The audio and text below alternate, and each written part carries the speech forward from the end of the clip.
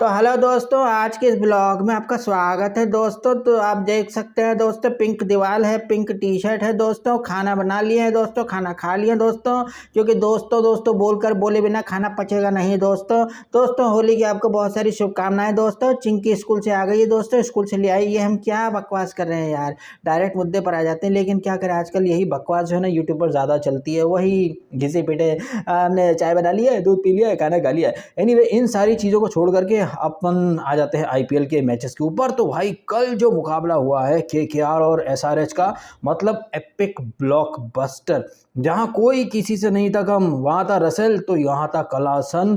और भाई कलासन ने क्या क्लास दिखाई है। एक सेकंड के लिए तो जो रसेल ने जो इनिंग खेली थी, उस तूफानी इनिंग को भी कहीं ना कहीं पीछे छोड़ने के लगभग पास आ चुका था कलासन। 208 का टारगेट, 17 ओवर में 149, तब भी 3 ओवर में 50 चाहिए थे।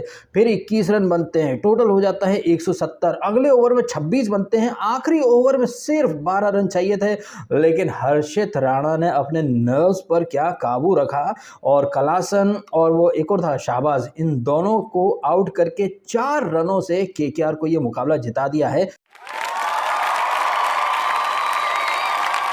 वैसे कल ये जो मुकाबला हुआ है, इसमें एपिक ब्लॉकबस्टर फिल्म के सारे मोमेंट थे, बट इसमें कुछ और चीज़ें भी थी जो कि हम सबके सामने एक बार फिर से एस्टैब्लिश हो गई हैं। जैसे कि एक बात कही जाती है कि ऊंची दुकानों में अक्सर फीका पकवान ही पाया जाता है, या फिर एक चीज़ और कही जाती है कि दूर से देखा तो श्रीदेवी नहा रही थी, पास जाकर के देखा तो भैंसिया पूंछ हिला रही थी। ये वाला एलिमेंट आपने कल देखा। इनफैक्ट कल क्या, आपने ये वाला एलिमेंट आईपीएल के कई सारे सीजन में भी देखा होगा।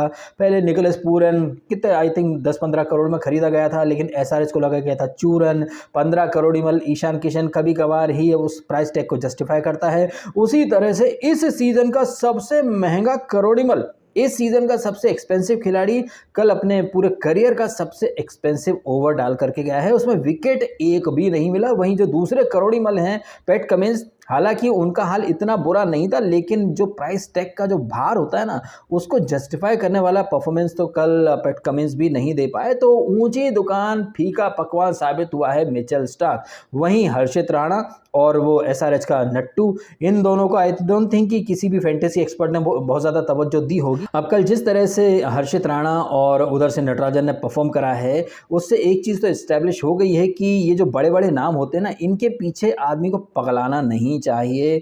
लोग मिचेल स्टार्क या पैट कमिंस, इनके पीछे पड़े रहे। परफॉर्म करके कौन गया? नटराजन और हर्षित राणा।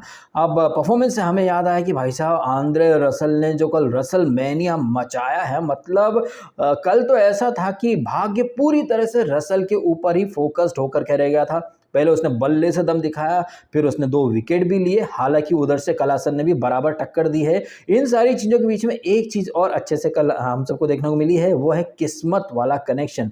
एक बात हम कहते हैं ना कि यार, जो चीज़ किसी के भाग्य में है वो उसे मिलकर ही रहेगी, और अगर कोई चीज़ किसी के भाग्य में नहीं है तो हाथ में आकर भी चीज़ निकल जाती है। ये आपको कल फिर से देखने को मिल गया। आपने पहले देखा था वो Vijay Shankar wild 3D allrounder, ना टैलेंट ना दम, बट 2019 वर्ल्ड कप वो खेल के आ गया। अब विजय शंकर को हम कितना भी ट्रोल कर लें, लेकिन किस्मत के मामले में तो भाई वो बहुत ज़्यादा धनी इंसान था। और ऐसा ही धनी इंसान है फिल सॉल्ट, जिसने कि पिछले आईपीएल में इतना कोई खास परफॉर्म नहीं किया था। 1-2 इनिंग अच्छी खेली थी, और उसी की वजह से इस वाले आईपीएल के ऑक्शन में वो अनसोल्ड गया था। लेकिन आप एक विधि का विधान देखें कि जिस दिन आईपीएल का ऑक्शन हुआ, उसके एक दिन पहले ही फिल सॉल्ट ने, वेस्ट इंडीज़ और इंग्लैंड की सीरीज चल रही थी, उसमें उसने सेंचुरी मारी थी, बट इसके बावजूद वो अनसोल्ड गया। और काफ़ी उसने रिएक्शन दिए थे कि यार बहुत बुरा लग रहा है, डिसअपॉइंटिंग फील हो रहा है। बट आप देखें किस्मत, यार किस्मत जब बदलती है तो भाई सब बदल करके रख देती है। और जेसन रॉय, जो कि केकेआर का प्लेयर था, उसने लास्ट मोमेंट पर नाम वापस ले लिया, और जेसन रॉय का रिप्लेसमेंट बन करके आता है फिल सॉल्ट। और कल भाई सॉल्ट ने तो यार मतलब एक ज़बरदस्त स्टेटमेंट दे दिया कि जानी अभी हम जिंदा हैं जानी। तो वो फिल सॉल्ट जिसको कि सबने इग्नोर करा था, अनसोल्ड गया था, कल उसने स्टेटमेंट दिया है। 54 रन उसने मारे हैं और एक छोर उसने संभाल करके रखा, क्योंकि दूसरे छोर से जो छपरीस हैं इसके केकेआर के, वो वेंकटेश अय्यर, श्रेयस अय्यर, नीतीश राणा, ये तो भाई कुछ नहीं कर पाए। एक रमनदीप करके प्लेयर था, वो अच्छा चला, रिंकू सिंह ने दम दिखाया, बट सारी लाइमलाइट जो है वो भाई रसेल लूट करके ले गए हैं। क्या हिटिंग करी, 100 मीटर, 102 मीटर के छक्के, अरे भाई साहब धागा खोल दिया। और जब सामने 208 रन का एक टारगेट हो तो दूसरी जो टीम रहती है वो शुरू से डिफेंसिव मोड में चली जाती है, लेकिन यहाँ पर एसआरएच इस बार कुछ अलग मोड में खेल रही है। मयंक अग्रवाल, अभिषेक ने काफ़ी बढ़िया स्टार्ट दी, हालांकि उसके बाद एक छोटा सा कोलैप्स होता है, बट फिर आ जाता है कलासन, और कलासन ने अभी ऐसे T20 में भी काफ़ी दम दिखाया था। तो एक ऐसा मुकाबला जो लग रहा था कि एसआरएच शायद ही जीत पाए, हार जाएंगे 50 रन से या 40 रन से, भाई ऐसी इम्पॉसिबल वाली सिचुएशन में भी जीत के मुहाने पर ले आया कलासन। कहाँ तो 3 ओवर में 50 रन चाहिए थे, फिर यार 21 रन बन जाते हैं, फिर 26 रन बन जाते हैं, बट आखिरी ओवर में जहां 12 रन चाहिए थे सिर्फ 8 रन ही बना पाता है कलासन, या हम कहें पूरा एसआरएच मिल करके। हर्षित राणा की जितनी तारीफ की जाए उतना कम ही होगा, क्योंकि सामने जब कलासन है जो कि धुआंधार तरीके से मतलब रनों का प्रवाह निकाल रहा है, उसे आपने रोक लिया तो यार फुल मार्क्स तो बनते हैं। हालांकि हमारे जो प्रेडिक्शन था उसे फुल मार्क्स नहीं मिल सकते, क्योंकि हमने कहा था एसआरएच जीतेगी, बट जीत गई केकेआर। अच्छा, कल ये केकेआर जीती है, उसके पहले पीबीके जीत गई, उसके पहले सीएसके जीती, मतलब अब तक 3 मुकाबले हुए हैं, तीनों ही मुकाबलों में होम टीम्स जो हैं वो जीत गई हैं। और आज आरआर, अरे पिंक हमने पहना है तो आज पिंक वाली टीम यानी कि राजस्थान रॉयल्स अपने घर में खेलेगी एलएसजी से, तो आरआर के जीतने का प्रेडिक्शन हम कर देते हैं। रात को होगा एपिक एनकाउंटर, जहां पर पंड्या बाबू अपनी एक्स टीम के खिलाफ धागा खोलते हुए नजर आएंगे। क्या लग रहा है आपको भाई साहब, ये जो होम टीम्स अपने अपने होम मैचेस जीत रही है, तो गुजरात की टीम आज जीत सकती है या नहीं जीत सकती है? वहीं मुंबई की टीम, अरे यार मुंबई की टीम तो यार टॉप से लेकर के बॉटम तक पूरे सुपरस्टार से भरी हुई टीम लग रही है। और रोहित शर्मा अब चूंकि कैप्टन नहीं है, तो वो तो भाई बॉल नंबर 1 से ही धागा खोलना शुरू कर देगा। उसके बाद 15 करोड़ किशन, फिर सूर्या 360, फिर पंड्या है, फिर टिम डेविड है, और बॉलिंग में बुमराह है, फिर गोएट्जी है, मतलब एक से बढ़कर एक सुपरस्टार्स भरे पड़े हैं। वैसे सुपरस्टार्स तो आरसीबी में भी भरे पड़े हैं, लेकिन वो क्या करते हैं क्या नहीं। हाँ, आरसीबी और एमआई में फ़र्क है कि एमआई वाले 5 ट्रॉफीज जीत करके आ रहे हैं,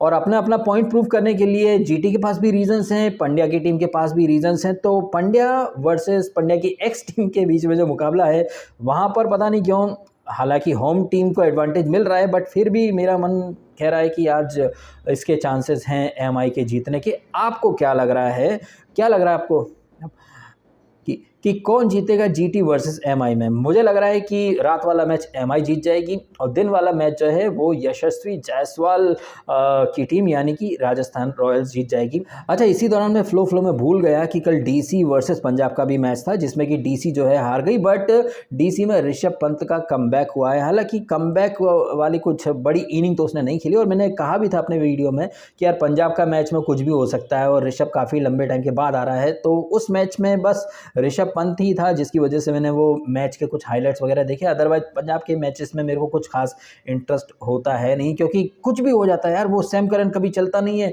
वो चले गया कल, और बैटिंग ऑर्डर में कोई भी ऊपर नीचे होता रहता है। तो पंजाब का मैच मैंने इसीलिए इग्नोर करा था। बट प्रीति जिंटा तो बहुत खुश होगी, क्योंकि गब्बर की टीम ने कल ताल ठोक दी है। वहीं दिल्ली को भी एक रियलिटी चेक तो मिल चुका है कि उन्हें बैटिंग ऑर्डर में क्या करना है क्या नहीं करना है। एनीवेज, इन सारी चीज़ों के बारे में आपका क्या है ओपिनियन? रसेल वर्सेस कलासन, भाई कोई किसी से नहीं था कम। क्या धुआंधार एपिक ब्लॉकबस्टर इनकाउंटर कल देखने को मिला है। क्या कहना है आपका इन सारी बातों के बारे में? और जिस तरह से मिचेल स्टार्क या उनके पहले निकोलस पूरन कहें, 15 करोड़ वो किशन वशन, आई थिंक 2016-17 में युवराज सिंह को भी बहुत महंगे दाम पर खरीदा था आरसीबी ने, बट ये खिलाड़ी जो काफ़ी महंगा प्राइस टैग लेकर के आते हैं, उस लेवल का परफॉर्मेंस ये दे नहीं पाते हैं। इसका मतलब ये नहीं कि मिचेल स्टार्क जो है उसे मैं कम आँक रहा हूँ, भाई वो एक लेजेंडरी बॉलर है, एक प्रूवन मैच विनर है, बट वनडे, टेस्ट और ये 4 ओवर T20 में स्पेशली IPL में बहुत ज़मीन आसमान का अंतर होता है। यहाँ पर तो 1-2 बॉल में ही मैच इधर से उधर हो जाता है और ऐसे में मिचेल स्टार्क ने